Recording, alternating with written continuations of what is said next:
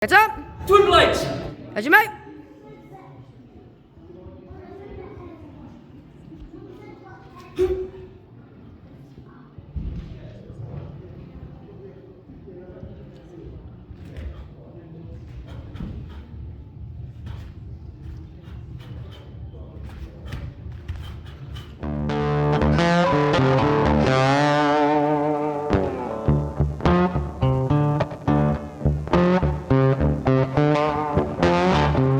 Hello and welcome to Yorkshire Shed. Now the idea for this project started off in my karate lessons, where we started to train with kamas, and I saw them and thought, hey, I can make my own. Now obviously it takes a lot longer, a lot more expensive than just buying them, but there's a lot of fun in doing these as well. So the pair I'm making at the moment is actually for my daughter, as the ones I started for myself, the blades are made from an old saw blade. So the toughened steel makes it really hard to cut, and I've done the shape of it, but I want to do little cutouts inside, and I need some time to really heat it up to soften the metal. So I decided to move on to fully wooden kamas for now. So using the tape and glue method just allowed me to do a duplicate cut of the blades on the MotoSaw without obviously moving around, and then I could just smooth the shape over with a rasp and files in the workshop.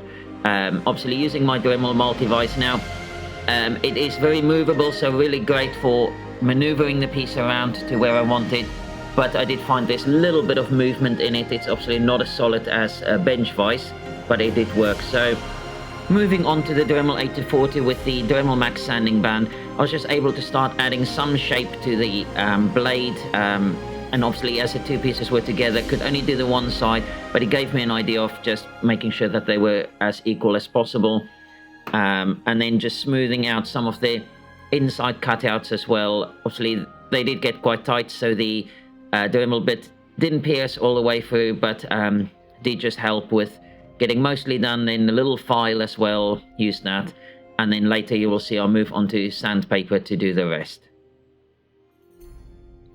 I then needed to move on to doing it individually, and with the tape and glue method this just pulled away really nicely once I had the right leverage, and nice and cleanly as well. So then it was moving back to the 8040 to shape the individual blades on the outside, and obviously the sanding band just made this really nice quick work to get as equal as possible on either side.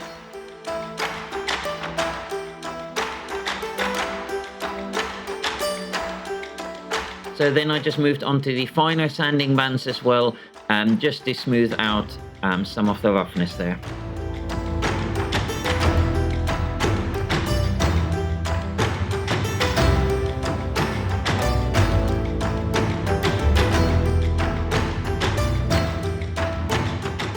So then it was on to hand sanding, and there was a lot of it. So I'll just be skipping through, showing you the processes of what I was doing, but the outside was straightforward, as I just needed to smooth that over, but it's the inside parts that really needed a lot of work done to get the edges nice and round. And then I moved on to using the buffing abrasive wheels just to take off that paper template before I then sand it off, but the abrasive wheels worked really well with getting rid of the majority of the paper.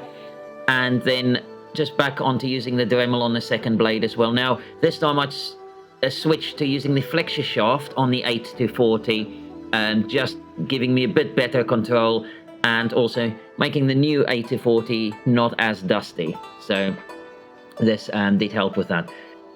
Now the process was the same as with the first blade, so I'm not going to keep you watching this again, and I'll just skip through to the next stage. I then moved on to Chestnut Product Cellulose Sanding Sealer to seal the wood, and it just really made the color pop nicely. Now there was a lot of work to get into those finer areas to make sure it was covered all over and didn't pool in certain areas either. And then I moved on to the Web pads to buff it off and just denib it before moving on to Melamine lacquer, and this is the first coat that I'm applying to them. In total, you will see there was about 3 coats that I did on the blades, before finally finishing with them.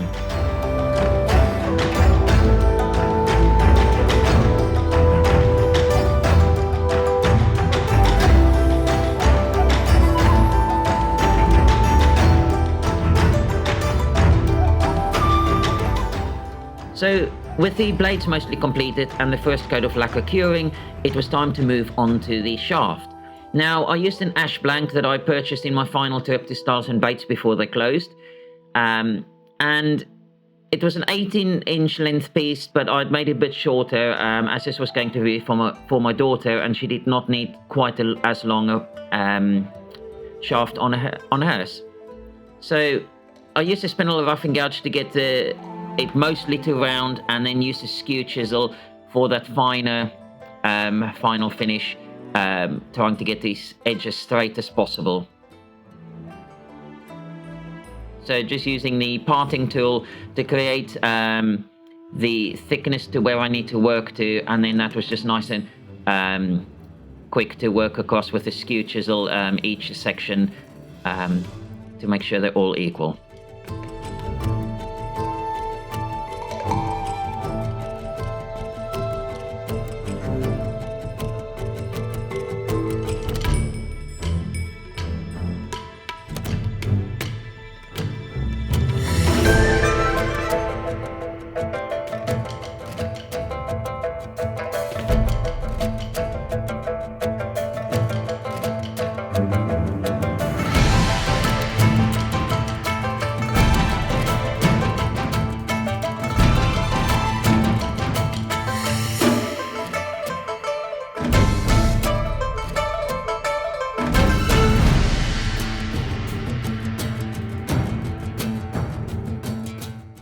And then it was just adding some curves to the ends, and the top of it will just have a bit of a taper into a curve.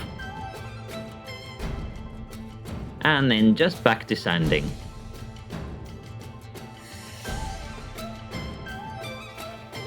And then this was the part I liked, using the Dremel VersaFlame to basically scorch the wood and try and give it some character.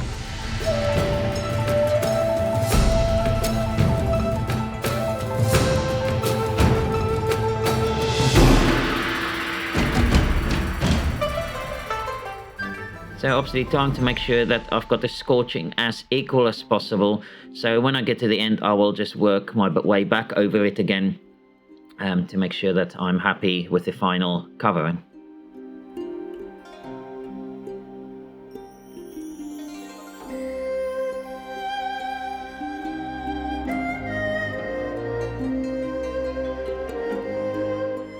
Now, as it's more the grain that I want highlighted, I'm sanding the scorching right back as well to make sure that the color of the wood comes through again.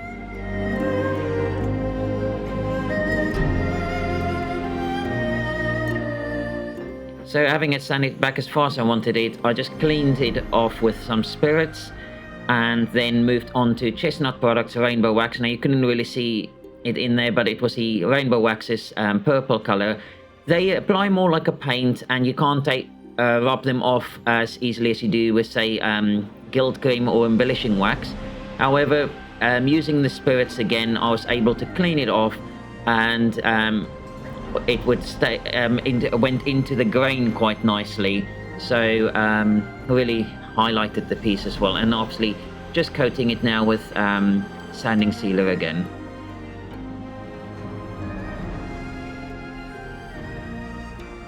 And then I will use the Nightwear pads again to denib the blades from the first coat of lacquer, and then also denib after this sanding sealer on the shaft, to then apply the first coat of lacquer on the shaft, but also the second coat of lacquer onto the blades. So as said before, each of these will get 3 coats before I'm done with them.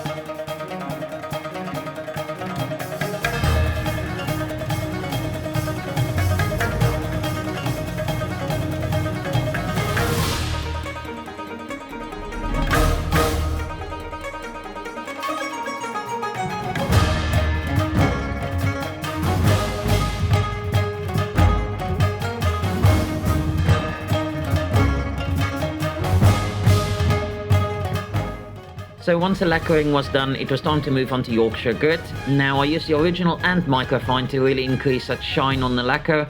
Obviously on the blades it took a lot of elbow grease, whereas on the shaft I could use the power of the lathe to do the work for me.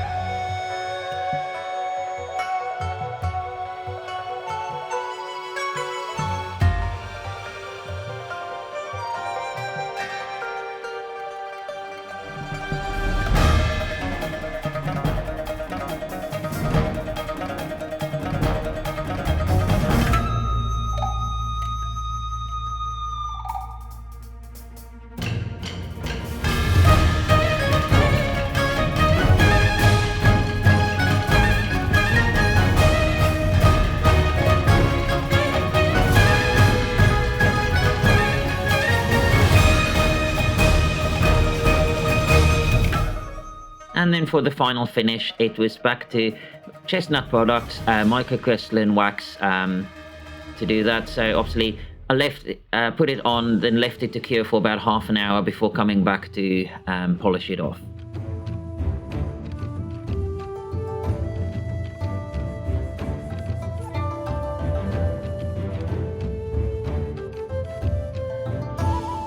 So then it was just a question of taking the end off to be finished with this part of the first shaft. And then obviously moving on to the second shaft, again exactly the same procedure, so we'll just skip through it quickly to get to the final finishing stages.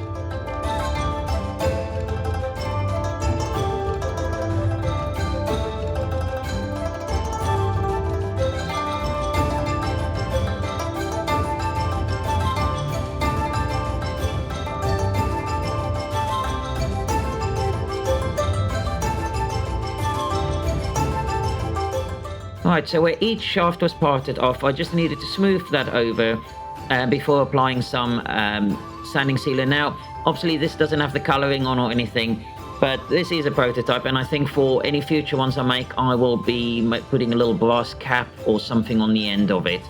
But yeah, so at the moment, that's all clear, but I will see about finding something just to make that nicely finished off at the end as well. So then I used my pool saw to cut a slot into the top of each shaft, which will then house the blade itself. Now this was a lot harder, and I used this old screwdriver that I'd made a little chisel end on, which was the right width for this, but it did take a lot of work and a lot of sharpening as well to get it done.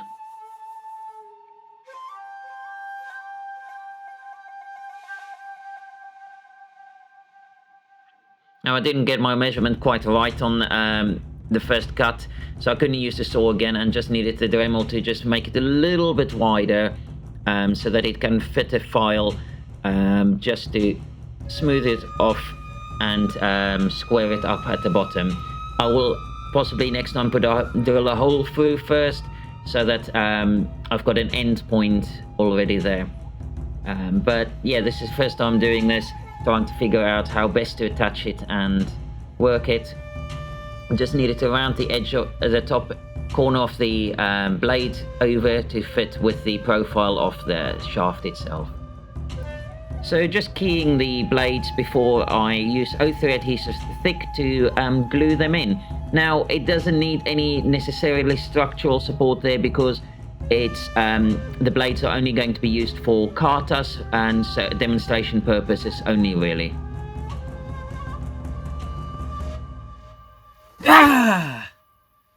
Well, these were a lot of fun to make, and hopefully my daughter will enjoy using them in her lessons. I now just need to get on to making my own. So these are a little bit light for me. I will make the handle a bit longer and possibly put a metal rod into the shaft. I could easily hide it with a little brass cap at the base there. But yeah, really enjoyed designing these from the blade, which I designed in Affinity Designer, and then obviously getting to cutting it and just all the processes involved to make this come together. Now, I've learned a lot through doing this, and there's some things I will do differently or change the style of it as well. I did rush the gluing or the fixing here a little bit, so it didn't quite come perfect, but it will serve the purpose for what it's intended in terms of training, and I know what I will do differently next time. Anyway, I hope you enjoyed that as much as I enjoyed making it. Please give the video a thumbs up, leave me a comment down below, and subscribe to my channel if you've not done so yet. So, in my last video, I announced the winner of the Dremel 8240 giveaway. However, Steve has not claimed this prize, so I will give it another week, and if it's not been claimed by next Wednesday, I will be going live to redraw and find a new winner of the 8240 Platinum kit. Now, there will be no new entries into this draw. It will all be based on the previous comments from the video that announced the giveaway. So if I do go live, please join in on the chat, or if not, I will see you at the premiere of the next video, hopefully. Anyway, thank you for watching, take care, and see you next time.